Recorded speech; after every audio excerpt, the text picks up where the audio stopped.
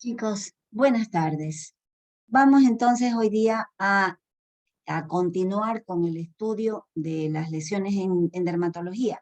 Yo les pido, por favor, que presten mucha atención porque realmente es posiblemente de las clases las más importantes. No todo es importante, pero me refiero desde el punto de vista porque necesitamos ir aprendiendo bien clara la descripción de las lesiones elementales. Es importante, fíjense ustedes que les voy a decir una frase que es importante que ustedes la reconozcan, una frase de un dermatólogo antiguo de los años 1860, Siemens, pero que a pesar del tiempo no ha perdido vigencia. Entonces, este doctor dijo en aquel momento: quien estudie las enfermedades de la piel y no se dedique en primer término a estudiar las lesiones, eh, nunca va a aprender dermatología. Fíjense ustedes lo importante que es para nosotros como médicos, y no importa la especialidad, o sea, ustedes, digamos, como médicos generales, ustedes saben muy bien que todos los temas que vamos a abarcar en nuestro sílabo son para que un médico general tenga la capacidad de diagnosticar y dar tratamiento a enfermedades que les llegue a su centro de salud, al dispensario, a donde ustedes estén. Pero obviamente también reconocer enfermedades de mayor envergadura en las que ustedes tengan que derivarlo a un especialista, ¿no? Pero si no sabemos lo que tenemos adelante, nunca podríamos reconocer la importancia pues de ello, ¿verdad? Entonces, eso es muy importante. Mire, tanto es así que ya desde hace unos años atrás, pues se llegó a un consenso internacional desde el punto de todos los dermatólogos, bueno, de las academias, ¿no? La Academia Dermatológica, en la cual se estableció lo que se conoce como el proyecto del léxico dermatológico. O sea, terminologías que sean para todos, o sea, universales, porque si ustedes ya se han dado cuenta de todo lo que ustedes hacen cuando investigan, de las tareas que mandamos, y ustedes se dan cuenta de que realmente a veces en una publicación, en un libro, un texto, encuentran terminologías diferentes, y uno dice, bueno, ¿qué mismo es esto? ¿Sí se han dado cuenta, no? Entonces, por eso es que es necesario que exista son términos para todos, universales, que sirvan para la investigación, cuando el rato que ustedes tengan que hacer publicaciones, por ejemplo, no obligatorio, incluido pues ya su trabajo de titulación, cuando ya les toque hacer. Pues también desde el punto de vista de la informática médica y por supuesto en el momento que nosotros estamos dando asistencia sanitaria, o sea, en el momento que nosotros estamos ya dando la atención a un paciente. Entonces ya con esas características pues nosotros tenemos que ir a describir bien estas lesiones. Ya las vamos a ir viendo, imágenes y todo, pero vamos viendo desde este punto de vista. Están clasificadas de la siguiente manera. En primer lugar, vamos a ver lo que se conoce como la mácula o mancha. Y esta está primerita, está separada, porque fíjense ustedes, es una lesión plana. Es la única que no vamos a poder palpar. ¿Se acuerdan como en la clase pasada hablábamos de que sí, la palpación superficial, profunda, ¿se acuerdan todo eso que obligatoriamente dentro de la historia clínica dermatológica nosotros tenemos que hacer? Pues resulta que esta, si yo cierro los ojos y yo la toco, pues no estoy tocando nada, nada diferente, porque solamente es un cambio en la coloración de la piel, así de sencillo. Entonces, ¿qué es? Mácula o mancha, cambio en la coloración de la piel, ¿sí? Ahora bien, miren ustedes esta clasificación que yo les he traído aquí. La podemos dividir en manchas de tipo pigmentaria, es decir, donde hay un pigmento, y ustedes ya reconocen el pigmento. ¿Recuerdan cuando hablamos del melanocito y del pigmento que produce ese melanocito, que es la melanina? Pues bien, entonces esas entrarían desde el punto de vista pigmentarias. Pero fíjense que acá tenemos también las manchas de tipo vasculares, ¿sí? O sea, vamos a hablar ahí de los vasos sanguíneos, la sangre, y acá tenemos las artificiales, ya vamos a ir hablando de cada una de ellas. Entonces, dentro de las pigmentarias, ya vamos a hablar en primer lugar las que tienen que ver, como les decía, con la melanina. Entonces, desde este punto de vista, tenemos en primer lugar unas manchas hipercrómicas. Ustedes conocen muy bien por semiología que hiper significa en exceso. Entonces, podemos decir hipercrómicas o hiperpigmentadas. Ya vamos a ver imágenes de eso. Entonces, estamos hablando que hay un exceso de pigmento. Ya vamos a ver muchísimas manchas en relación a eso. Luego tenemos una mancha hipocrómica en la cual pues tenemos que hay una reducción del pigmento. No está ausente, ¿Se acuerdan cuando les decía una diferencia con el vitiligo? Justamente, pues, aquí hay solo una disminución. El melanocito está presente, pero lo que pasa es que se acuerdan que les decía cómo la unidad melanoepidérmica no está bien funcional. Las dendritas no alcanzan a entregar la melanina ¿cómo es? Al queratinocito. Entonces, pero está presente, por lo tanto es solamente una disminución del pigmento.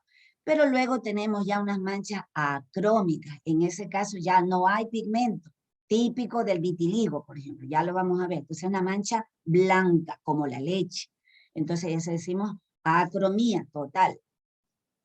Ahora bien, los investigadores pues también la han puesto dentro de este grupo pigmentaria a las manchas amarillas, a pesar de que no se trata de melanina, pero lo que pasa es que por esa coloración especial se la ha considerado dentro de las pigmentarias. Ustedes saben que el color de la piel no solo está dado por la melanina, sino que también tiene que ver con, por ejemplo, la base de la parte vascular y también ese pigmento amarillo. Bien, ahora estas nosotros las vamos a ver, ya vamos a ver imágenes por ahí, por ejemplo, en las macroglobulinemias. Las macroglobulinemias de Waldenström, por ejemplo, te suele poner manchas amarillas en la piel, o el inicio de un santelasma, unas plaquitas amarillas que suelen haber en los párpados, que es por un exceso de colesterol. Entonces, las personas que tienen esas hipercolesterolemia familiar suelen presentar esas plaquitas.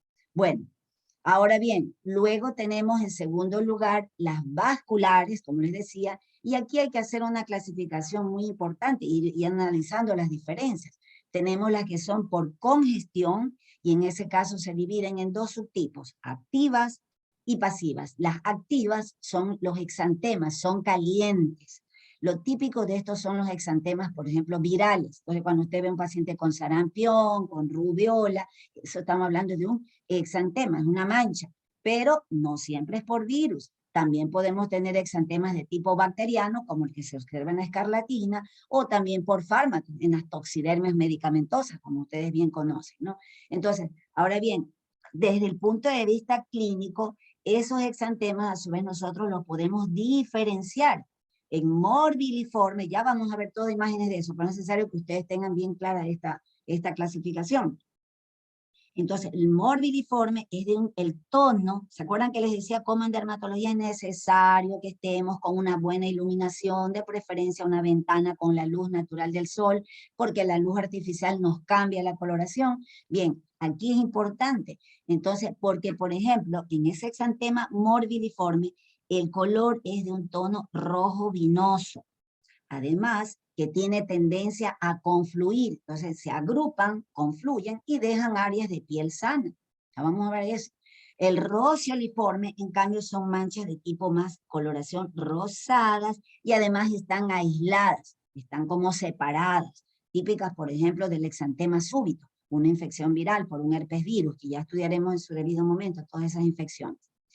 Luego tenemos a la escarlatiniforme porque imita a la escarlatina. En este caso, ustedes habrán visto por pediatría o en infectología cómo se ve un pacientito con escarlatina, ¿no? Entonces vemos que toda la piel está afectada, ¿sí? Una coloración además como un color rojo, pero ya salmón. Esa es la coloración típica. Bien, algo importante, chicos, cuando nosotros tenemos una congestión, un exantema o mácula por congestión, estas desaparecen a la vitropresión. Ya estudiaremos las herramientas diagnósticas en dermatología, pero por ejemplo, si usted coge, digamos que un trozo de vidrio, una lupa, ¿se acuerdan que les dije que era importante que tengamos una lupa a la hora de examinar a un paciente en algo de la piel? Entonces usted le comprime, ¿verdad? Le aplasta y usted va a ver cómo desaparecen estas manchas, porque simplemente es el vaso, es una dilatación que hay en ese momento del vaso. Lo comprimimos y en ese momento deja de estar ahí la mancha, ¿no? Y lo mismo, bueno, en el caso de las pasivas, que son la cianosis, todos conocemos la cianosis, alguna vez han visto un fenómeno de Raynaud, que es de color pues, azul o morado, ¿no? Entonces, esto en cambio, la diferencia con el otro es que son fríos, mientras los exantemas son calientes, estos son fríos, ¿no? Bueno, también tenemos aquí las manchas vasculares por extravasación. Su nombre lo está diciendo, ¿no? Extravasación, es decir, que está saliéndose justamente ya la sangre del vaso sanguíneo. Aquí ya hay salida de eritrocitos. Entonces, estas se constituyen las púrpuras. ¿Se acuerdan las púrpuras? La típica cuando te das un golpe, una contusión y al principio lo tienes morado, ¿verdad? Luego se nos va haciendo verde y finalmente termina como amarillento por la oxidación de la hemoglobina, ¿verdad? Bien, entonces, pero en ese caso, al haber extravasación, estamos hablando de que hay salida del eritrocito, por ende, si nosotros le hacemos la prueba de la lupa o del trozo de vidrio, no van a desaparecer. Diferente a las de acá, todas las de acá sí desaparecen, estas no desaparecen. Son los típicos que le dicen a la gente cardenales, por ejemplo, así lo pueden encontrar ustedes, equimosis o cardenales, por ejemplo, en la literatura. Como les decía, hay muchos términos que todavía se ven en diversas publicaciones, ¿no? A veces también son como puntitos, y esas son las petequias, que también todos conocemos, la típica, inclusive cuando te pica un mosquito, por ejemplo, hay petequias, o si ustedes han visto ya en los casos de un Schollenhenoch, las púrpuras de Schollenhenoch, entonces vemos más de tipo petequias, no son pequeñas. Y a veces la vemos como líneas, todo eso ya vamos a ver fotos, ¿no? Y luego aquí tenemos otro tipo de mancha vascular que son las por neoformación. ¿Y a qué se refiere cuando hablamos de neoformación? A los angiomas. Neo está hablando de nuevo. Entonces se formó un nuevo vaso sanguíneo. En este caso, ya vamos a ver imágenes, pero se ve, por ejemplo, un niñito al nacer, tiene una manchita roja, por ejemplo, en los deditos, en la frente, son los sitios donde más suelen salir, o en la nuca. Ustedes van a encontrar que popularmente los conoce la gente como el piquete de la cigüeña, ¿no? La historia de que nacemos y que la cigüeña es la que nos trae, entonces como que es lo que te produjo la manchita en la nuca, ¿no? Pero son angiomas. Recuerden, ya vamos a ver la diferencia con los hemangiomas, en la cual sí ya hay elevación de la lesión. Aquí solamente es la mancha, el cambio de color, como les decía. Y finalmente, dentro de este grupo tenemos las manchas que es de origen artificial. En ese caso el pigmento viene desde afuera. La típica, los tatuajes, ¿no? Todos hemos visto, a las personas se los hacen por como motivos de tipo, digamos, cosméticos o que pertenecen a determinadas agrupaciones, por razones personales, ¿no? Se tatúan. Entonces, eso del pigmento es externo, ¿no?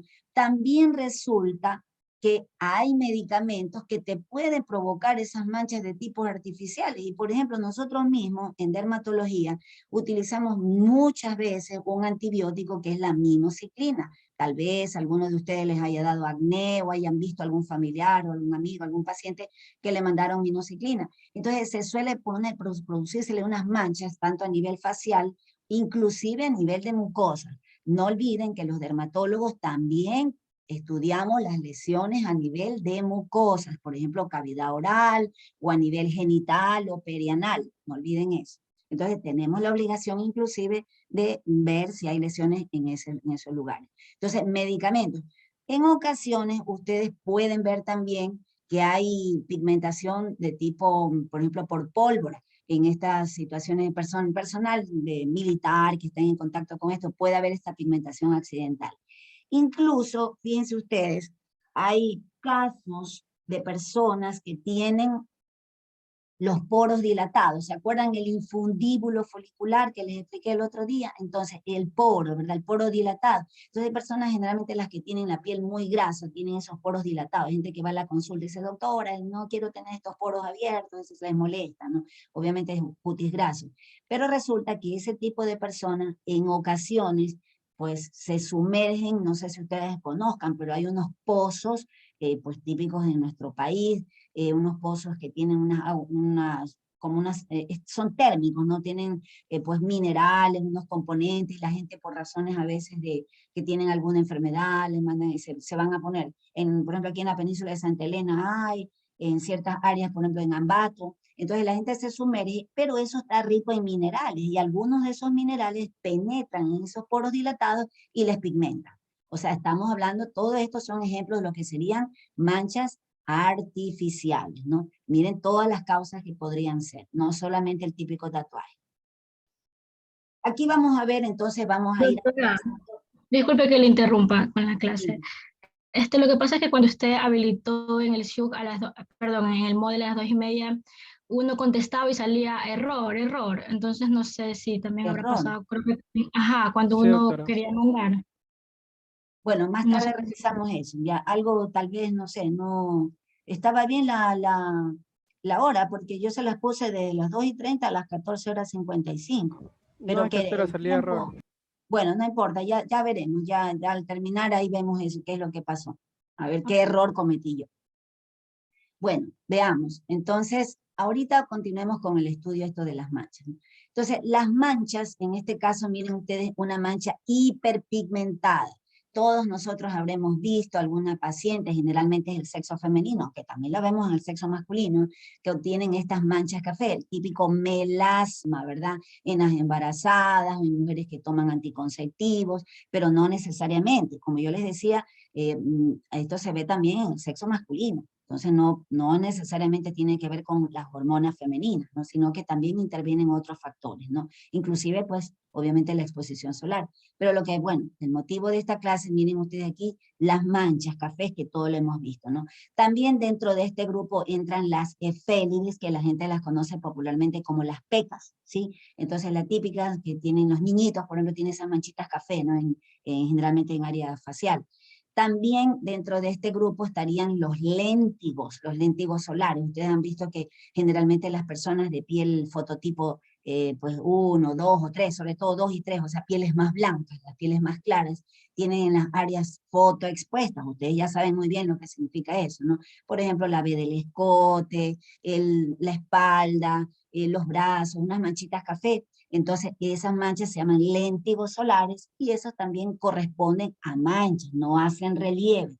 Importante porque después veremos diagnósticos diferenciales que la gente los confunde con las queratosis seborreicas, por ejemplo. Entonces, estas son todas manchas. O sea, ustedes tienen que asegurarse que no se las puede tocar. O sea, simplemente es el cambio de la coloración.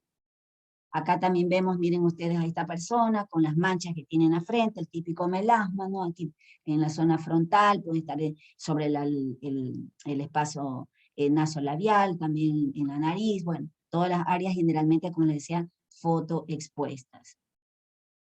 En ocasiones también podemos ver las manchas hiperpigmentadas, pero debido a que son postinflamatorias. Ejemplo, recuerdan que les contaba el otro día del caso del chico que pues había estado en contacto con el limón, estuvo en la playa y después de eso le salió las manchas, ¿no? Entonces, postinflamatorias son porque inician como un proceso eritematoso, o sea, están un poquito rosadas. A veces el paciente no se da cuenta, sobre todo, por ejemplo, cuando las personas son de piel fototipo 4, 5, ya más oscuritas, ¿no? Entonces, inician como rosaditas, pero a la final, al siguiente día, ya están cafecitas. Esta es la típica dermatitis de Berlot, que yo les decía, ¿no? Si exprimes un limón, te dio el sol porque estabas en la playa o estabas, bueno, en algún lugar donde te dio el sol, no necesariamente el sol sale en la playa, ¿no? En cualquier lugar del mundo. Entonces, simplemente te expones al sol y luego de eso se hace eritematosa, pero es horas nomás que dura el eritema, y luego el paciente se asusta y de la noche a la mañana llega y dice, mire doctora, me ha salido estas manchas. ¿Se acuerdan que les contaba que el chico decía que era un melanoma? Entonces, nada que ver, no le digo, no te va a salir un melanoma de la noche a la mañana. O sea, hay que ir, todo tiene que ver en el contexto, la historia, lo que le pasó. No olviden siempre, pregunta, pregunta, pregunta, pregunta. Preguntar es lo más importante, ¿no? En una historia clínica. Pero hay otras que son llamadas especiales dentro de este mismo grupo. Miren ustedes, ¿qué les parece esta mancha de aquí? No podrían decir ustedes que son cafés, ¿verdad? Para nada. Entonces, ustedes dirían que es una coloración más bien gris, azulada.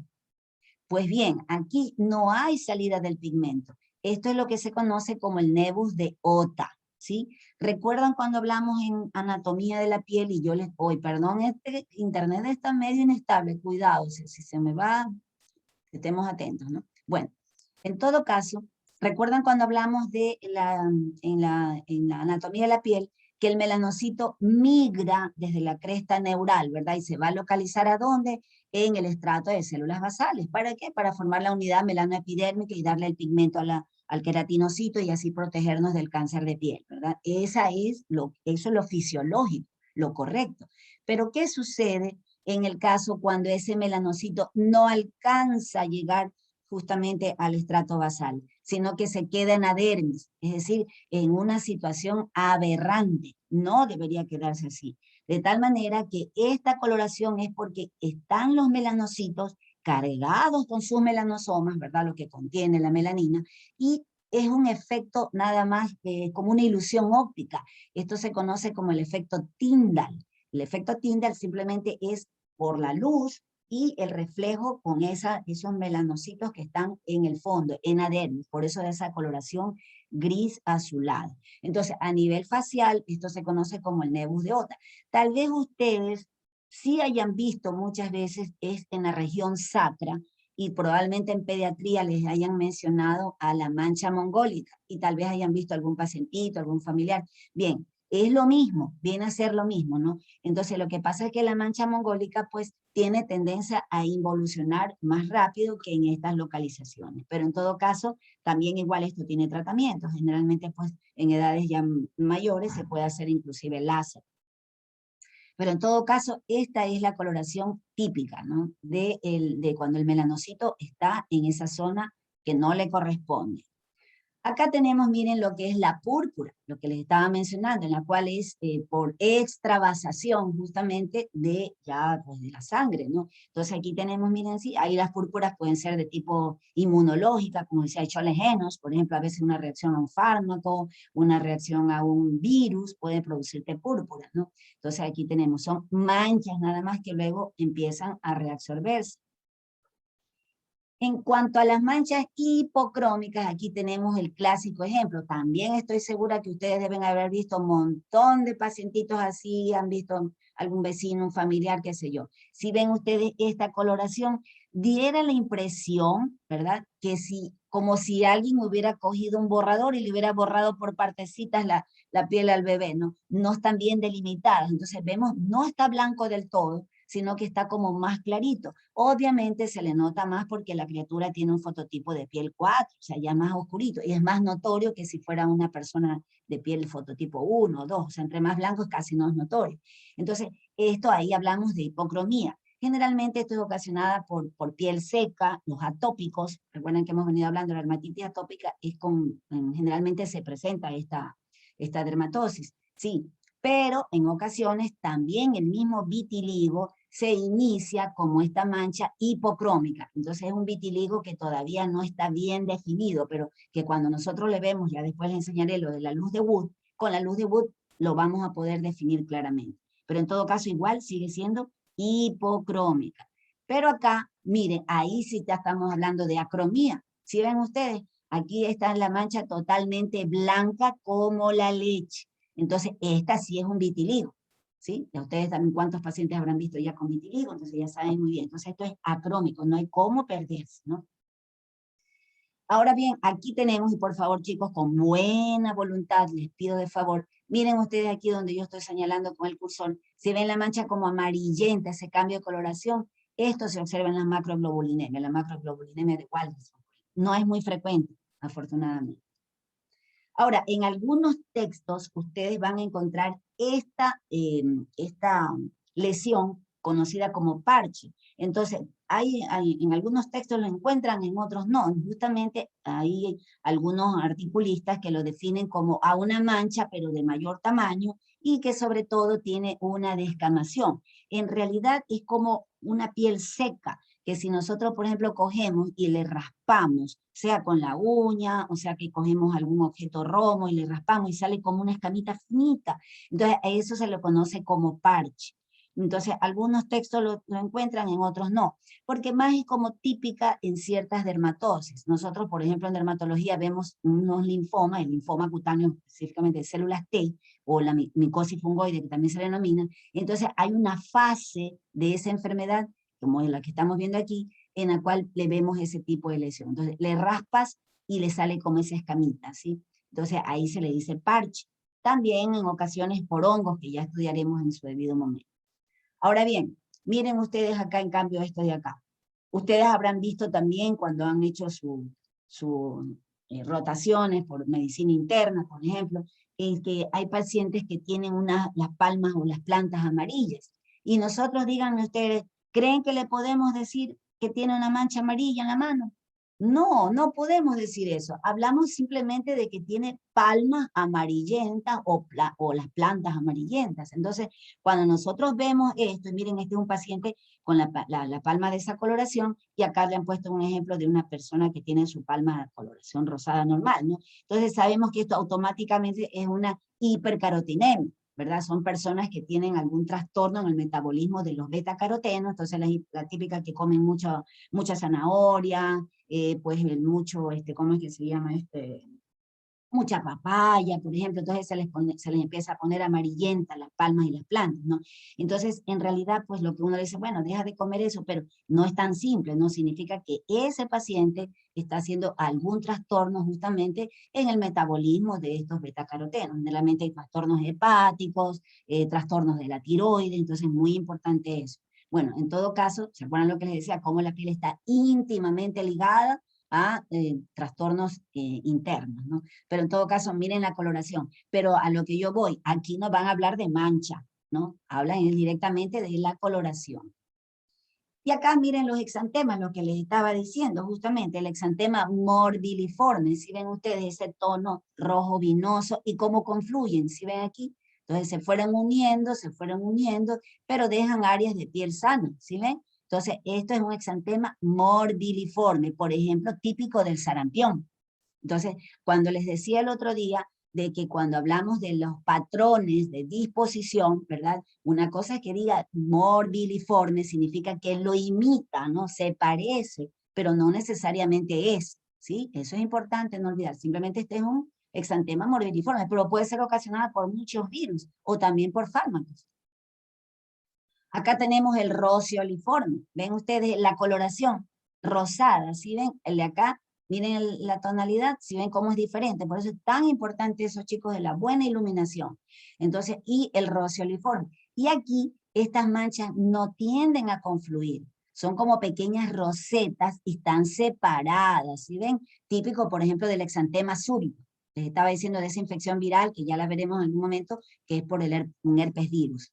Muy bien, entonces el exantema súbito te produce eso, y también este mismo exantema rocioliforme lo vemos en la rubiola. Ustedes ya conocen rubiola, seguramente deben haber visto en pediatría.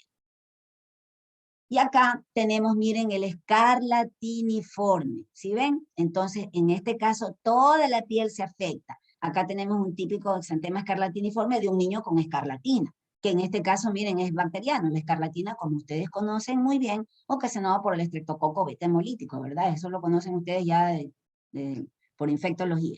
En todo caso, pero es un exantema escarlatiniforme. Pero igual, repito, te lo pueden dar virus, inclusive, ¿no? Acá tenemos la típica de un paciente con escarlatina, toda la piel se afecta. Entonces, en estos casos nosotros decimos, mira, un exantema de tipo escarlatiniforme. Primero, obviamente, cuando nosotros hablamos de algo que lo imita, la obligación nuestra es descartar que sea esa patología. Es muy importante que sea la que, por ejemplo, en este caso, escarlatina. Y ahí tenemos, miren, a la cianosis, ahí estábamos hablando de lo que les decía, el fenómeno de Raynaud. Si ven cómo están los deditos violáceos, ¿no? Típicos de los que son estas manchas de tipo violáceas. Vean ustedes acá, hay algunas alteraciones de tipo inmunológica que producen este fenómeno. Y acá, miren ustedes, chicos, también tenemos otras lesiones, también un poquito, que no le podríamos decir manchas. Mira, Dayana, ¿cómo que estás durmiendo? Me estás diciendo que estoy aburrida. No te duermas, pues, mija, porque me haces a mí también dar sueño. A ver, mira, aquí tenemos a este paciente en la cual vamos a hablar de eritema. Entonces, no podemos decirle mancha. ¿Nosotros qué vamos a hablar? Un eritema, sí, porque está rojo, ¿verdad? Y decimos que puede ser un eritema localizado. ¿Se acuerdan que ya ahí viene justamente el patrón de distribución? Entonces, está localizado a nivel facial y especialmente miramos que está en el dorso de la nariz y también lo tenemos en las mejillas. Con eso, ustedes rápidamente lo orientan. ¿Se acuerdan? Una buena descripción ya lo guía al médico que va a ver, o a ustedes mismos, con solo describir bien la historia clínica y la lesión elemental. Usted me habla de ese tipo de lesión, lo primero que se te viene es un lupus eritematoso sistémico, ¿verdad? Ustedes ya vieron eso también no sé, algunos no sé si hayan visto, pero en todo caso, un lupus eritematoso sistémico es lo típico, el eritema en ala de mariposa, ¿verdad? Típico. Aunque no siempre, ¿ah? En dermatología tenemos otras, como por ejemplo la rosácea, en la forma eritematosa también te da esta imagen. Pero en todo caso ya me deja solamente 2 diagnósticos, ¿sí ven? Es porque les digo la importancia de que presten atención a esto, porque de allí van a poder rápidamente en la computadora que es su cerebro, poder hacer diagnósticos diferenciales y ya quedarse con 2 o 3, nada más. Y no tener que decir, bueno, tengo que hacerle 100.000 exámenes para saber qué tiene este paciente. A veces también tenemos nosotros que ver que el eritema puede ser diseminado, o sea, se ocupa varias regiones o inclusive generalizado, ¿no? En este caso, miren ustedes a esta mujer, pues no sabemos la causa, probablemente pueda ser que tomó alguna medicación y luego se expuso al sol, o simplemente pues por imprudencia se expuso en forma sin protección hacia el sol, ¿no? Notamos clarito que este es originado por la exposición solar porque vemos cómo están áreas que ha tenido cubierta con la prenda, si ven cómo está protegida, ¿no? Aquí probablemente por el cabello también, pero alcanzamos a ver cómo toda la cara, parte de la espalda y justamente los brazos están con esa coloración. Pero en todo caso, ahí hablamos de eritema también, ¿no? En el uno, un eritema localizado, el de acá, y acá hablamos de un eritema diseminado, o más aún, si nosotros le vemos que, suponte que ha estado esa mujer que en un bikini, entonces hablamos de un eritema ya generalizado, si ya ocupa casi que el 90% de la piel. Entonces, eso sería importante que nosotros hagamos esos diferenciales. Ahora acá, aquí tenemos el angioma, lo que les decía, esas son manchas por neoformación. Entonces vemos aquí la manchita, lo que yo les decía que te puede salir en un dedo, puede salir en la frente, que es típica, son los sitios más frecuentes, son angiomas capilares, o en la nuca, lo que les decía, lo del piquete de la cigüeña, ¿no?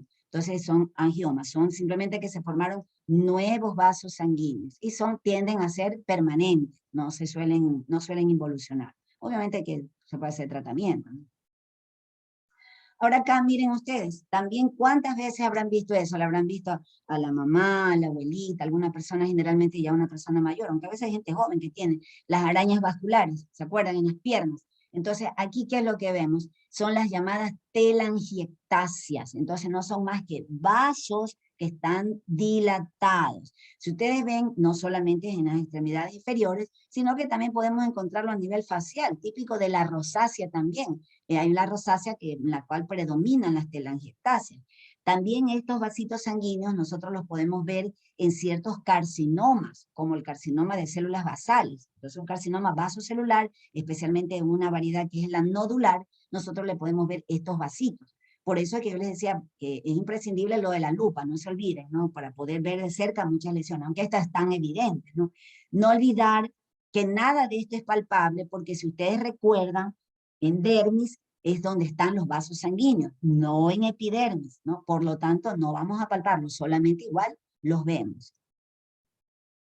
Ahora miren acá, aquí tenemos de la púrpura lineal que les decía, las víbices. Entonces las víbices son púrpuras pero como líneas, si ven ustedes, como que si el paciente se hubiera lastimado, era como que se hubiera rascado, son como líneas. ¿Acuerdan los patrones que les decía? Los patrones de disposición. Entonces estas víbices son frecuentes en los pacientes que utilizan como quimioterapia, en ciertos cánceres utilizan a la bleomicina. Aunque también resulta que nosotros en dermatología también utilizamos la bleomicina, sobre todo en las verrugas recalcitrantes, ¿no? Pero bueno, eso ya veremos en su debido momento. Y bueno, y aquí, la que pues, parece una exageración, pero parece mentira que un ser humano se haga todo esto, pero bueno, cada cual es dueño de su vida y de su cuerpo. En todo caso, miren ustedes, serían los tatuajes, como les decía. Entonces, este es un pigmento artificial. Pero al lado, miren ustedes, les he puesto esta imagen de lo que es una ictericia. Tampoco aquí nosotros podemos decir que tiene una mancha amarilla, porque como ustedes saben muy bien que una persona con ictericia, toda la piel está amarilla. Vendría a ser como el equivalente al eritema que acabamos de ver.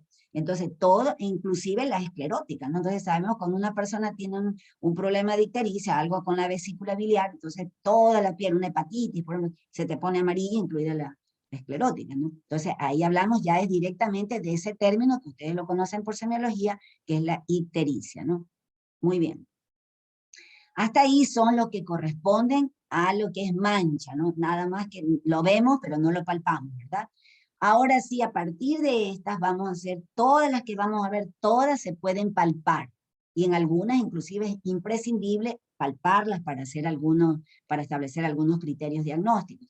Entonces, aquí primerito tenemos a la pápula. Entonces, ¿qué sería la pápula? Es una lesión exofítica. Entonces, cuando ustedes oyen exofítica, está hablando que es hacia afuera, el crecimiento es hacia afuera, exo. Cuando hablamos endo, es hacia adentro. Entonces, exofítica está hacia afuera, ¿sí? Entonces, pues es circunscrita, ¿sí? Está ahí nada más, y pues realmente el origen puede ser del epidermis, o sea, la capa más superficial, puede ser mixto, puede ser epidermis con la dermis, y puede ser de la dermis nada más. En todo caso, esto sería lo que es la pápula. Ahora, cuando nosotros tenemos una pápula, en ocasiones ustedes se van a dar cuenta en algunas descripciones de algún artículo, algo que ustedes vayan a revisar, de repente van a ver el término pápulo escamoso.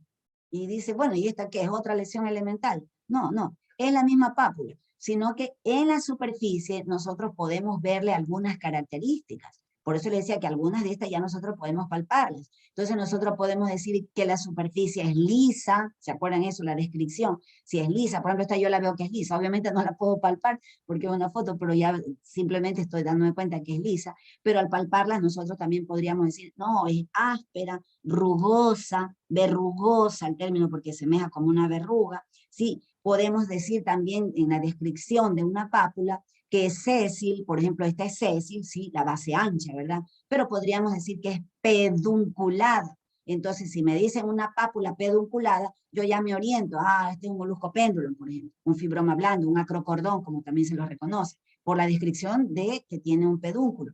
Entonces, la sésil, pedunculada, filiforme, cuando tienen como proyecciones como deditos, típica de las verrugas, por ejemplo, en los párpados o en los labios, se pueden producir esas verrugas así de tipo filiforme, entonces se llama filiforme.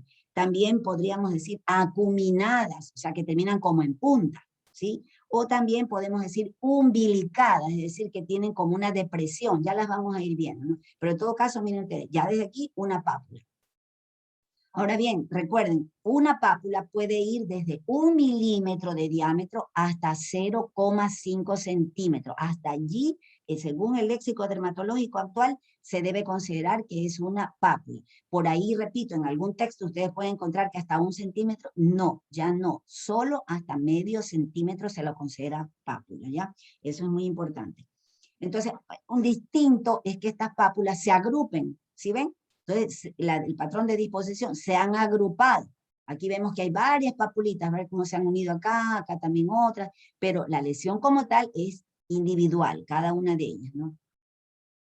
Ahora, a veces la pápula puede ser como acá, a ver, veamos, cupuliforme, como una cúpula. Ustedes han visto las catedrales, ¿verdad? De las iglesias católicas, ¿no? Tienen como redondo una parte la torre es como redonda, entonces se llaman cúpulas, la cúpula de las iglesias. Entonces esta es una pápula cupuliforme, como la típica de los nevos que vienen de la dermis tienen este aspecto así cupuliforme. En ocasiones pueden ser como más aplanadas, ¿sí? Están sobrelevadas, pero son como achatadas. Ya, algunos nervios también de componente mixto tienen esa apariencia. En otras solamente son aplanadas. Les digo que el tamaño, les acabo de decir que puede ir desde 1 milímetro hasta 0,5. Recuerdan que en la clase pasada yo les pregunté sobre el fenómeno, les expliqué sobre el fenómeno de Koebner. ¿Qué es el fenómeno de Koebner? La replicación de una dermatosis sobre un sitio de trauma. Eso es lo que es un Koebner. Pero en ocasiones hay el pseudo Koebner, es decir, que te imita apariencia nada más de que es un Koebner, y lo está ocasionando es, por ejemplo, infecciones virales. Este, por ejemplo, es un pseudo Koebner. Si nosotros vemos aquí a la imagen de esta chica, tiene acné, ¿verdad? Aquí vemos pápula, una pápula pero que está inflamada. Típico, todos habrán visto el acné o han tenido ustedes también acné o habrán visto algo, ¿no? Bien, entonces la característica general de los jóvenes que tienen acné es la de estarse manipulando, ¿verdad? Estarse apretando. Entonces, ¿qué es lo que hacen? Pues confunden en ocasiones esas pequeñas pápulas que son de verrugas planas y empiezan a apretarlas pensando que es sacarse una espinilla, dicen los chicos. Entonces, se sacan y lo que hacen es que se lesionan y se autoinoculan el virus. Y lo que producen este pseudocuéter, una figura lineal, si ven ustedes como una línea. Entonces, en realidad es pápula aplanada de una verruga plana. Y aquí tenemos las que les acabo de mencionar también hace un ratito, las umbilicadas. Miren ustedes, son pápulas, asimismo pues son redondas y además que tienen una concavidad. Si ven ustedes cómo está esto deprimido, o sea, eso lo que dice es como que si fuera un ombligo, ¿verdad? Como que está hundido en la parte central, es una concavidad. Miren ustedes, tan importante la descripción de esta dermatosis que ustedes hagan, que si usted, por ejemplo, me envían una historia clínica, en una interconsulta, cuando estemos ya ustedes estén en su medicatura rural, o que sea, ustedes estén trabajando y envíen una interconsulta, entonces ustedes simplemente describe que es una pápula brillante, si ven cómo brilla, de aspecto perlado, ¿sí? En dermatología hay mucho esa descripción. Nosotros en forma memotécnica hemos, bueno, no nosotros, sino ya los antiguos dermatólogos, describieron las dermatosis, las lesiones elementales para que nosotros pudiéramos relacionarlas con algo. Entonces esto como que si fueran perlas, ¿verdad? Como que brillan como una perla. Y que además son umbilicadas. Entonces me dice, pápula, brillante, perlada, con una concavidad central, o me dice que es umbilicada nada más, solamente con esa descripción yo decía, molusco contagioso. Esta es la lesión clásica del molusco contagioso, chicos. Entonces ustedes la ven, no se olvidan nunca más. Así esté inflamada, en ocasiones el molusco se inflama, sea porque se ve a veces en los pacientes con atopía, o también en pacientes que se lo manipulan, porque a veces tiene prurito, entonces al haber prurito lo manipulan y se puede producir la inflamación, pero mantiene la concavidad, ¿sí ven? O sea, sigue siendo una pápula umbilicada y también mantiene el brillito. Entonces, igual usted ya con eso orienta muchísimo, o usted mismo se orienta, ¿no? Que eso es lo importante, porque haga un diagnóstico. De hecho, el molusco contagioso ustedes ni siquiera deberían interconsultar. Estas son dermatosis que el médico general tiene la obligación de resolverlas. Bueno, acá tenemos las otros ejemplos de pápulas. Miren ustedes, asimismo, pápulas puntiformes. Si ven ustedes, pequeñitas, son como 1 milímetro de diámetro. Y brillan, también tienen un brillito. Entonces, pápulas que son pequeñas, de 1 milímetro de diámetro, que se agrupan y están en un área generalmente genital, solamente con esa descripción, entonces yo digo, es un líquen nitidus. Tan solo con esa muy buena descripción que usted me envíe. Y miren, no requirió decir tanto, sino que dijo la frase exacta, lo que corresponde, la descripción exacta. Entonces, líquen nitidus. ¿Dónde está localizada? El tamaño y cómo se agrupan. Todos son los patrones, los que les insistí el otro día, ¿no? Y acá igual, miren esta lesión, ¿qué les parece? ¿Qué les parece esta lesión? Pareciera como que fuera una casita que estuviera de lado, ¿verdad? Aquí le vemos como un techito, ¿verdad? Como si es como un triangulito aquí. Entonces esta es una pápula poligonal. Miren ustedes qué interesante el aspecto, ¿no? De esta lesión. Entonces, pápula poligonal, y que además es achatada, aplanada, y además se localiza en la cara interna de las muñecas, líquen rubber plano.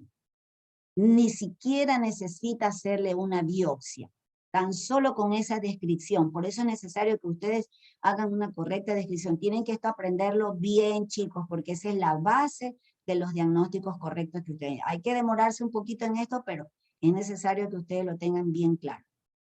Entonces, miren, simplemente aplanadas, ¿sí? Y además como un polígono, ¿no? Entonces, pápulas poligonales, aplanadas, entonces líquen rubber plano. Y están además la localización. Ahora bien, también en algunos textos ustedes van a encontrar algunas descripciones como una lesión especial, que no la podríamos decir como pápula, no la podríamos describir de ninguna otra forma. Entonces es una lesión especial. Y esta corresponde al que se llama cuerno cutáneo. No está en todos los textos, entonces realmente es, por eso se los traigo. El cuerno cutáneo, ustedes se dan cuenta que parece verdaderamente un cuerno. Todos habremos visto el cuerno de un toro, por ejemplo, de algún animalito, ¿no? Es un cuerno. Realmente es una cornificación, es decir, una excrescencia a partir del estrato córneo. Y ustedes lo conocen muy bien. Entonces, esto corresponde, bueno, hay también todavía, pues no se ponen de acuerdo todos los científicos. Algunos dicen que esto pues ya es un carcinoma espinocelular in situ, y eso lo decía pues el padre de la dermatopatología moderna, ya fallecido hace pocos años, el doctor Ackerman. Él decía que, bueno, como él era especialista en hacer las biopsias cutáneas, ¿no? Era un dermatólogo especializado en dermatopatología. Entonces, él, al hacer el estudio de esto, aquí dice, aquí ya hay un carcinoma espinocelular, sino que está localizado, ¿no? In situ. Pero para otros todavía lo consideran una lesión premaligna, ¿no? Sin embargo, pues ya, como le decía, aunque no hay un consenso, pero la mayoría ya están llegando a la conclusión de que sí es porque si no lo sacas con margen, tiene recidiva, y luego, pues más que nada, tiene ahí a desarrollarse un carcinoma espinocelular a mayor velocidad, ¿no? Pero en todo caso, como motivo de esta clase, esta lesión diferente, especial, que se llama cuerno cutáneo, ¿no? Eso es importante. Un cuerno. Otra lesión que también ustedes probablemente deben haber visto, y tampoco la podemos considerar dentro de, como separada dentro de las pápulas, sino que es independiente. Miren ustedes, tenemos a los comedones. Comedones. Entonces, ¿cuántas veces ustedes han tenido o han visto algún paciente con acné y que se suele apretar, ¿verdad? Y tiene estas lesiones así, los clásicos puntos negros que le suelen decir los pacientes. Entonces, ay, doctor, estos puntos negros sí van para que le hagan limpiezas de cutis o a estos lugares, ¿no? En todo caso, no es más estos comedones. En primer lugar, vamos a ver que son de dos tipos: los comedones abiertos, que vienen a ser estos puntos negros, y los comedones cerrados, que ya vamos a ver la diferencia. Vamos a ver aquí en esta diapositiva que se las puse mejor. Estos son los comedones abiertos, ¿no? Entonces la gente dice, los pacientes dicen, pero doctora, yo no sé por qué tengo estos puntos negros, porque yo sí me lavo la cara, yo soy aseado, suelen decir los chicos. Entonces no tiene que ver con la higiene, ¿no? Esto no es más que sebo, porque cuando el sebo está más superficial, el comedón está más superficial, entonces se oxida el sebo y se produce esa coloración negruzca, porque el comedón en sí simplemente está conformado por queratina. Ustedes saben que es una proteína que está en la piel, ya lo hablamos en anatomía de la piel. Queratina está conformada por sebo y por el Propionibacterium agnes. Usted probablemente haya escuchado esa bacteria. Por cierto, hoy en día también la nomenclatura ha cambiado y ahora pues la mayoría de los investigadores ya lo denominan Cutibacterium agnes, pero todavía lo encuentran en muchísimos textos donde ustedes investigan, van a encontrar como con el Propionibacterium agnes. En todo caso, como es más superficial, el sebo se oxida y se produce esa coloración negruzca. Estos son fáciles de sacar, o sea, es la típica que la persona se aprieta y lo saca, ¿no? Pero acá tenemos el comedón cerrado. Estos están más profundos. Entonces, está compuesto por lo mismo, pero están más profundos. Entonces, aquí, por ejemplo, fíjense ustedes cómo a esta persona le está estirándose literalmente la mejilla, la piel, para que se los pueda observar mejor. Entonces, es los típicos como puntos amarillos o de color de la piel, ¿no? Entonces, esto es importante. Estos son más profundos y no se los deben dejar manipular. Si no se los sacan como tiene que ser, una extracción verdadera del comedón, la cual hay que abrir y sacarlo, va a producir una lesión inflamatoria, y es lo que suele de producir un acné inflamatorio, y pues con las consecuencias que generalmente es la cicatrices, ¿no? Que nadie quiere, ¿no? Aquí miren, yo les traje esta diapositiva para mostrarles cómo sería sagitalmente, desde el punto de vista anatómico, cómo sería lo del el comedón, ¿no? Aquí sería, recuerden ustedes, la unidad pilosebácea, aquí está el folículo, la glándula sebácea. Entonces, bien, acá tenemos el comedón cerrado, miren, está por debajo, ¿sí? O sea, obviamente drena de la glándula sebácea, recuerdan que ella es la que produce el sebo, ¿no? Entonces, aquí está debajito, entonces por lo tanto nosotros no lo podemos ver así negro como vemos al comedón abierto. Este sí, el sebo ya está por fuera, entonces se oxidó y es lo que lo vemos como ese punto negro, ¿no? Entonces no olvidarse este. Este es más fácil de sacar, este no. Esto hay que romper el ostium. En el infundíbulo está el ostium folicular, se lo rompe y ahí se lo puede extraer. Entonces no dejarse hacer de cualquier persona eso, ¿eh? Bueno, aquí vemos también en esta diapositiva un paciente con acné vulgar. Ustedes saben, bueno, hay muchos tipos de acné, pero el acné vulgar, que es el típico hormonal, que le da a la gente joven, los adolescentes, bueno, todo eso. En primer lugar, aclarar, y valga aquí la oportunidad, es que el acné vulgar El acné clásico es un acné polimorfo. Poli, ya ustedes saben muy bien, significa que hay varios tipos de lesiones. Entonces, polimorfo. Entonces aquí vemos, miren, por ejemplo, pápulas que están inflamatorias, tenemos los comedones y aquí pústulas. ¿Ya? Ya vamos a analizar también esa lesión elemental, la pústula, que la gente también aquí suele cometer muchísimos errores, sobre todo a la hora de dar tratamientos. Pero un acné vulgar tiene varios tipos de lesiones a la vez. Distinto, hay varios tipos de acné, por ejemplo, el acné iatrogénico, ya el nombre le suena, ¿no? Iatrogénico, ¿qué les está diciendo? Ocasionada por un fármaco, ¿no? Que a veces, pues, no es culpa, es una consecuencia de dar un tratamiento que no quedaba de otra que darle. Por ejemplo, la isoniazida para la tuberculosis te suele dar acné iatrogénico, los corticosteroides también te suelen producir acné iatrogénico, te puede producir acné iatrogénico, por ejemplo, la vitamina B12, la vitamina B6, entonces te puede producir ese tipo de acné. Y la gente ahora por el tema del COVID, pues se han estado tomando y tomando disque multivitamínicos, disque para mejorar su sistema inmune, y han ocasionado bastante acné. Bueno, otra lesión, la siguiente lesión elemental que nosotros tenemos que ver es la placa. Entonces, ¿qué sería la placa? Es una lesión sobreelevada pero plana de más de 1 centímetro de diámetro. Eso sí puede llegar a tener muchísimos centímetros, ¿no? Grandes, ya vamos a ver. Esta, por ejemplo, sería una típica placa de una tiña corporis, una tiña del cuerpo. Recuerdan, como yo les decía en historia clínica, preguntar cómo comenzó la lesión, más o menos aprovechando, ya la estudiaremos, pero de todas maneras aprovechando la imagen, pues comienza como una pápula, y ahorita ya ustedes saben lo que es pápula, comienza como una pápula pruriginosa y que se va extendiendo en forma periférica. Entonces ya con eso, con esa historia, yo digo, ah, sí, esta es una tiña, pero con esa historia. Pero si me dice que apareció la placa per se, ya no pienso que es una tiña. Ya podríamos hablar a lo mejor de otra enfermedad como una placa madre de la pitiriasis rosada, por ejemplo. Ya veremos diagnósticos diferenciales. Miren ustedes, también sigue siendo placa, ¿sí? Múltiples, ¿no? ¿Se acuerdan cómo hablábamos del patrón? El patrón, el policíclico, ¿sí ven? Como que fueran varios círculos, ¿no? Como que se han unido varios círculos, entonces policíclico. Entonces vemos esta, una psoriasis vulgar le da este aspecto, ¿sí? Grande, pueden confluir, realmente enormes, como vemos aquí en este paciente, ¿no? Aquí tenemos la pústula que les estaba mencionando hace un rato. La pústula no es más que una colección purulenta, ¿verdad? Ese es el término, purulenta, que generalmente está centrada por un folículo piloso. Generalmente no significa que sea siempre, ¿verdad? Porque hay pústulas que son parafoliculares, es decir, que no tienen que ver con vello, sino que están en el espacio.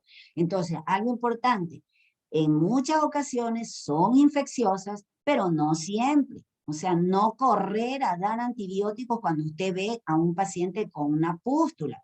Mejor tomarse el tiempo de hacer un cultivo y antibiograma, y sí, ya ustedes van a ver cuando estemos en las bacterianas cómo voy a ser muy insistente en eso. Estoy segura que su docente de fármaco también se lo insistió, pero yo con más razón, porque esa es la causa de la resistencia a los antibióticos que hay hoy en día, porque la gente o se automedica o por culpa de nosotros mismos los médicos que damos antibiótico sin estar seguros de que sea una infección bacteriana. Entonces, bueno, esto es purulento. Por ejemplo, miren acá, estas pústulas son estériles, o sea, no son pústulas de tipo infecciosa. En este caso hay una forma de psoriasis, esto también es una psoriasis, en la cual lo que vemos es una colección de neutrófilos, de polimorfos nucleares, y produce esta pus. Entonces, no le voy a dar antibióticos. Miren ustedes acá, ¿sí? La psoriasis de Barber, que se llama psoriasis palmoplantar, te da este aspecto. Bien. Luego tenemos otra lesión elemental que también la tienen que conocer muy bien, la tienen que describir, es la vesícula. Y esto es muy importante. Yo la verdad es que a veces digo, qué pena que a veces los chicos, ustedes, bueno, gracias a Dios hasta aquí nunca he visto algún ex estudiante mío, porque la verdad es que yo siempre digo, esto les acabo insistiendo tanto que lo acaban de verdad recordando. Confunden lo que es vesícula con ampolla. Por ejemplo, se dio el caso de una paciente que fue al hospital bueno, creo que fue justamente antes de la pandemia, y la señora decía que que cómo era posible que le estaba dando, no era varicela porque de niña ya le había dado varicela. Entonces, y la mamá decía, el doctor me dijo que le había dado varicela. Entonces, esa señora en la actualidad tenía varicela y era una mujer que estaba embarazada.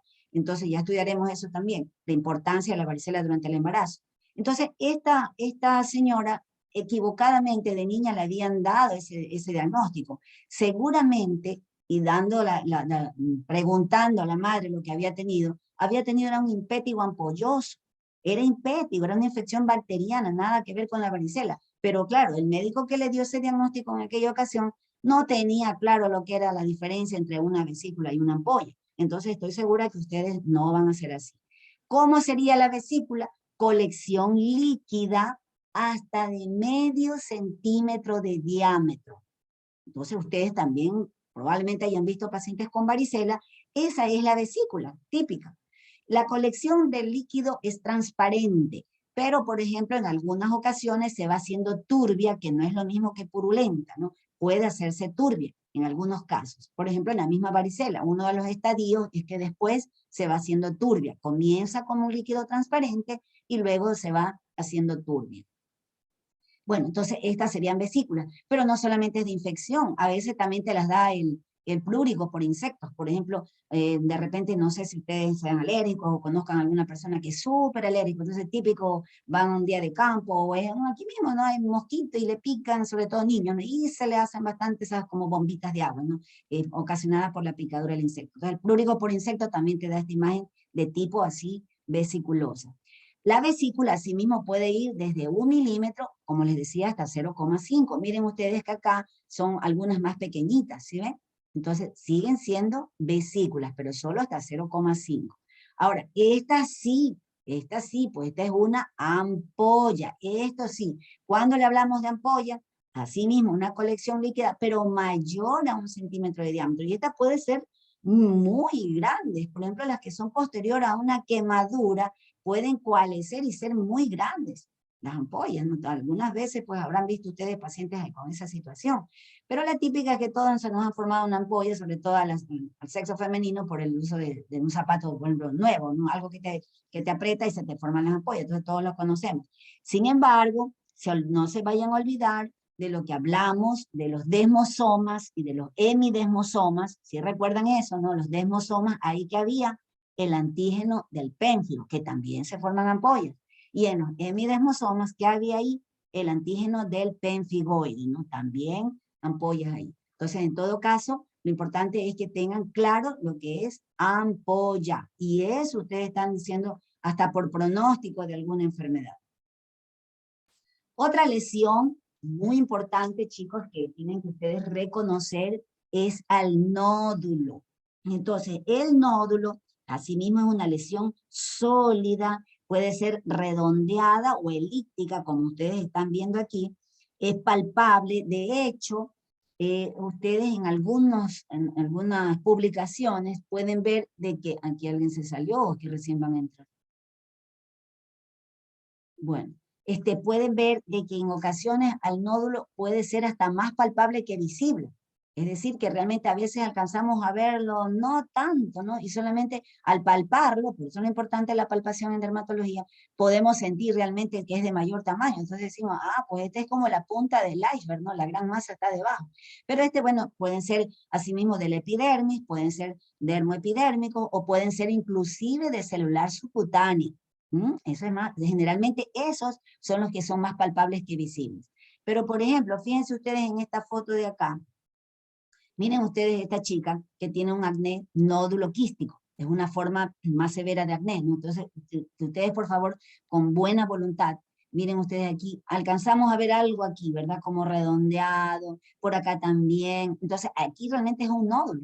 ¿Sí? No es una pápula, aquí es un nódulo. De hecho, yo le palpo, obviamente si lo pudiera palpar, y uno siente cómo está más debajo del nódulo. Entonces es un acné nódulo quístico, así se llama, ¿no?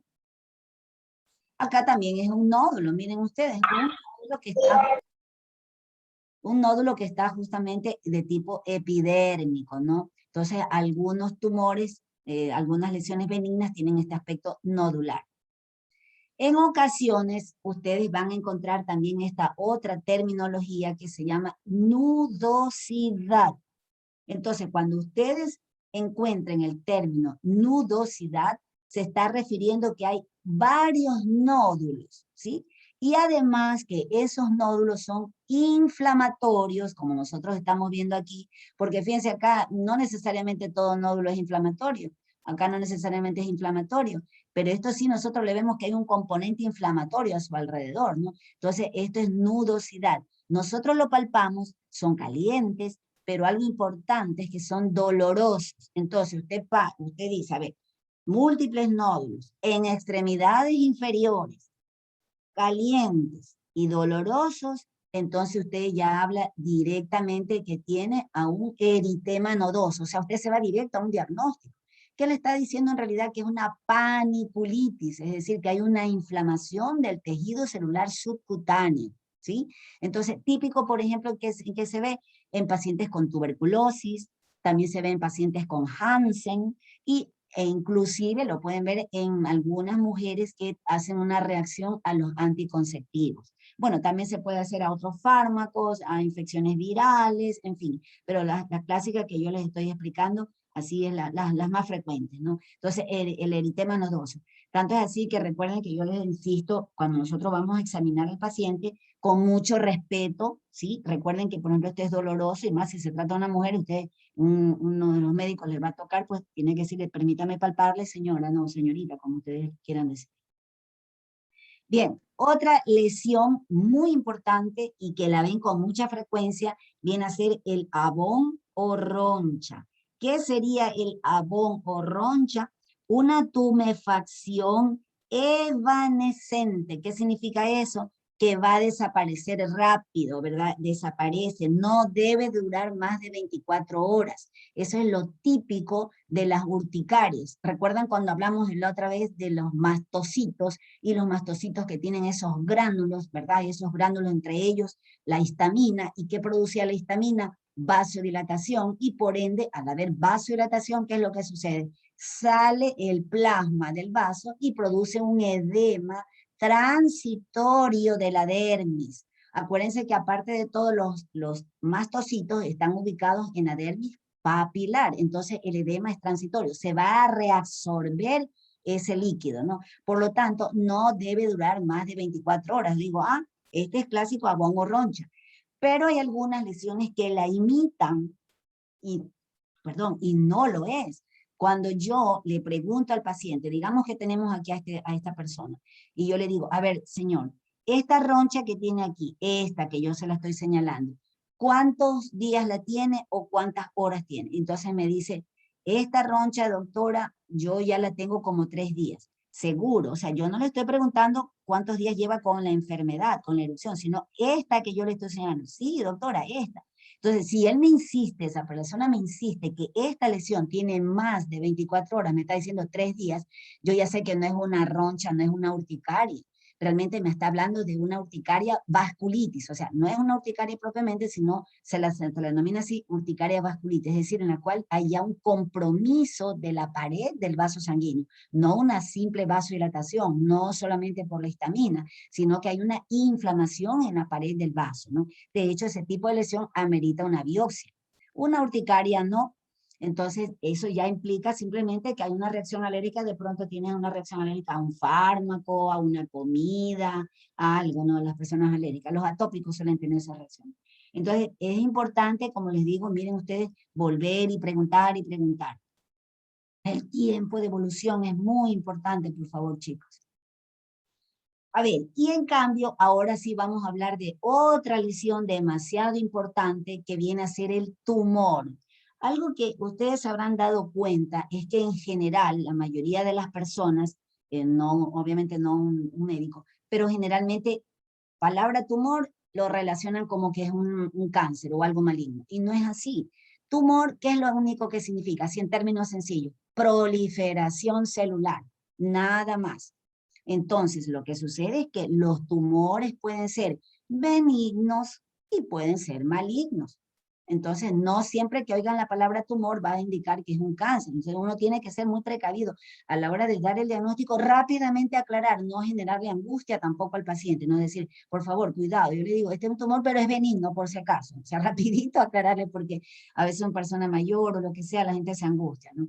Entonces, esta lesión que estamos viendo aquí, este es un hemangioma. Si se acuerdan la lesión que le mostré hace un rato, la mancha roja, que es el angioma, acá ya hay proliferación celular y por ende esto ya es un hemangioma. Aquí sí hay crecimiento, ¿no? Esta es la típica que le dicen a la gente, la fresita, ¿no? Que dice cuando la mamá estaba embarazada y tenían todo de frutilla y no le dieron. O sea, son las cosas que suele decir la gente, pues, los pacientes, ¿no? Pero nada que ver, ¿no? Sabemos que son otros los factores que estimulan esto justamente como estados de hiperinsulinemia, generalmente de la misma madre, los estados de resistencia a la insulina. Pero bien, esto de aquí, a fin de cuentas, es un tumor benigno, un hemangioma. Acá tenemos, miren, otro tumor de tipo vascular que se llama granuloma piógeno. Sigue siendo benigno. Entonces, asimismo, dentro de en la fisiopatología de este cuadro, también está implicado en la misma resistencia a la insulina. Miren ustedes, por eso yo le digo cómo dermatología está íntimamente relacionado con todas las otras especialidades, pero me doy cuenta con las que más nosotros tenemos que ver, tiene que ver mucho con endocrinología y muchísimo con psiquiatría. Entonces, para que se den cuenta. Entonces, esto, por ejemplo, es típico en qué pacientes nosotros lo vemos, en mujeres embarazadas, sobre todo que tienen precisamente alteración en el metabolismo de la glucosa, o sea, un estado de resistencia bárbara a la insulina, no solo la fisiológica que hay. O también ustedes pueden verlo a veces en chicos que están en la pubertad, en etapa de crecimiento, y que aparte de todo, sin contar que tienen una resistencia a la insulina también fisiológica, pero también es la etapa en que, pues, la mayoría de los chicos no es que comen brócoli precisamente, pues no, la mayoría de la gente tiene, de nuestra población al menos, es mucho carbohidrato. Bueno, pero a fin de cuentas es un tumor benigno, ¿no? Sin embargo, no siempre la palabra tumor va a ser como lo de acá, no nos indica esa lesión así de tipo como nodular, ¿no? Como esto de acá o como lo de acá, sino que miren ustedes qué les parece esa lesión. En realidad es un tumor, les cuento, pero lo vemos como placa, ¿verdad? Como las que se las mostré hace un rato, una lesión sobreelevada, como en meseta, ¿no?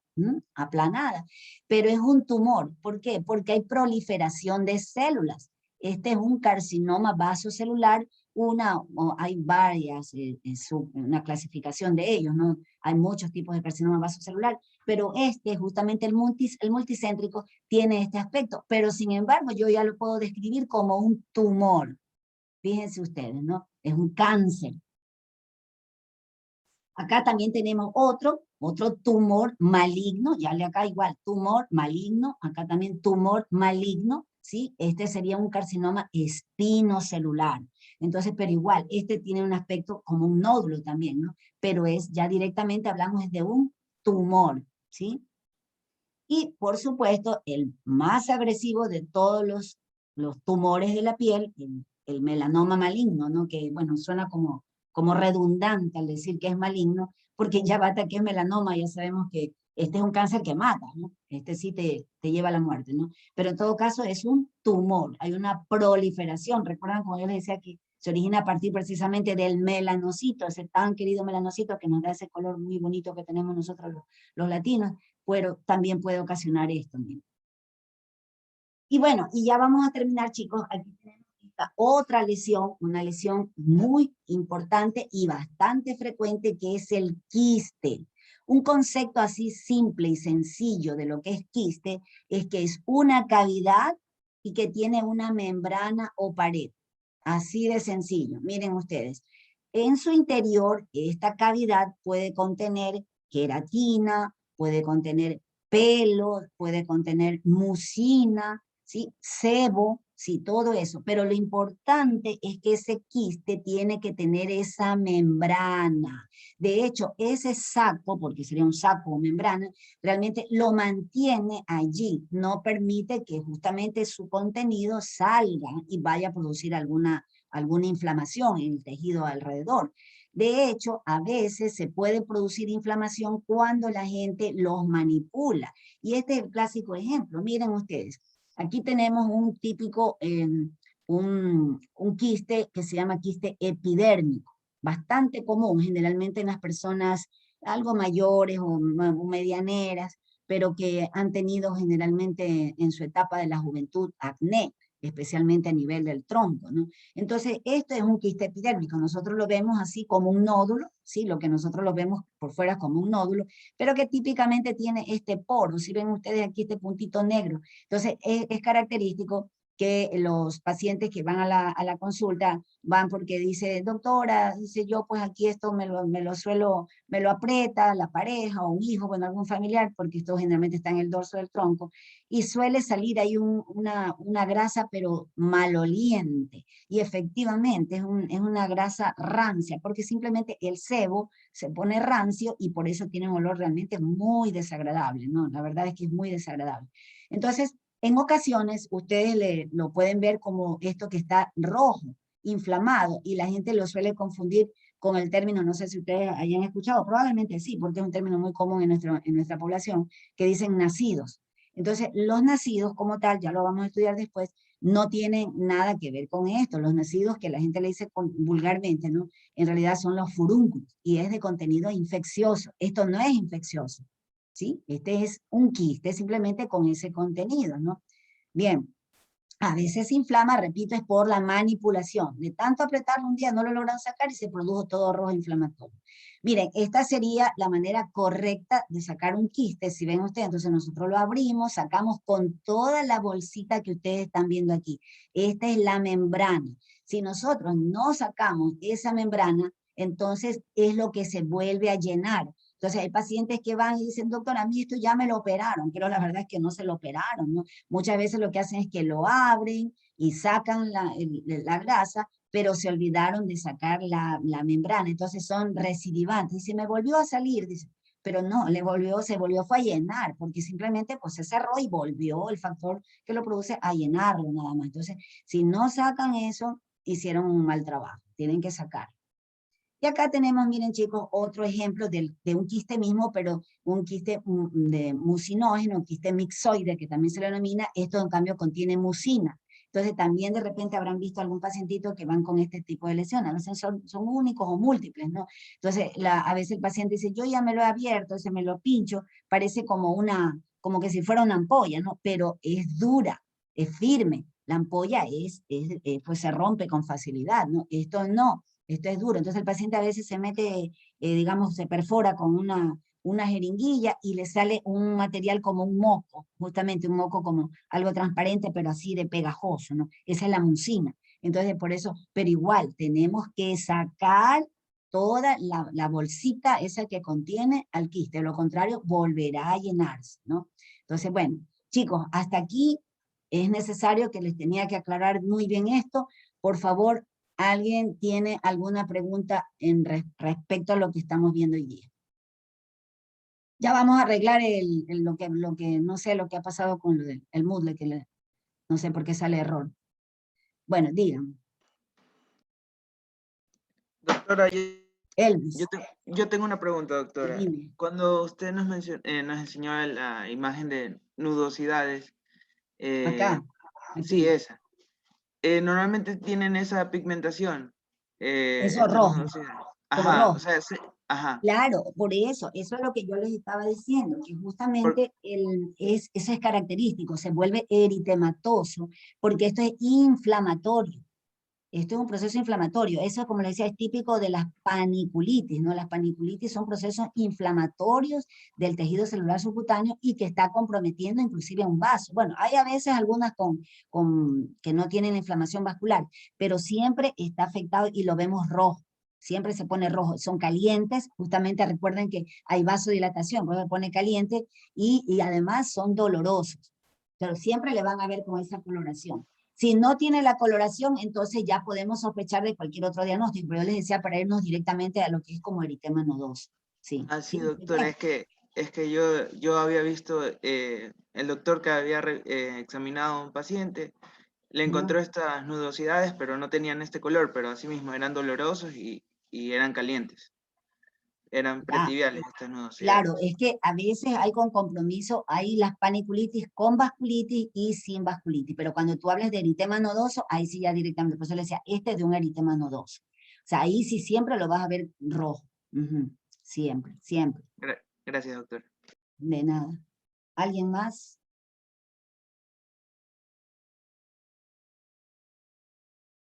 ¿Está clarito? O sea, expliqué tan clarito.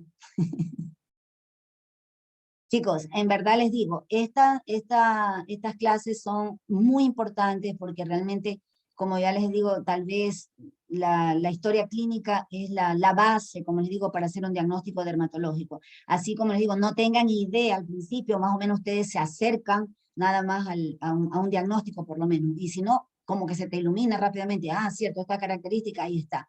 Sobre todo, como les decía, las cosas más básicas que ustedes tienen que obligatoriamente dar tratamiento, ¿no? Ya veremos todas las que corresponden justamente al sílabo, son las que ustedes tienen que ver, y algunas que vamos a ver en las cuales ustedes tienen que reconocerlas y para que las puedan derivar a un especialista, ¿no? Bueno, voy ahorita a proceder a grabar esto y voy a entrar al Moodle para ver qué es lo que pasó para que puedan entrar a contestar la pregunta. No sé qué es lo qué fue el error que cometí. Chicos, ha sido un gusto. Buenas tardes. Buenas tardes, doctor. Buenas tardes. Muchas gracias, doctora. Nada, chao.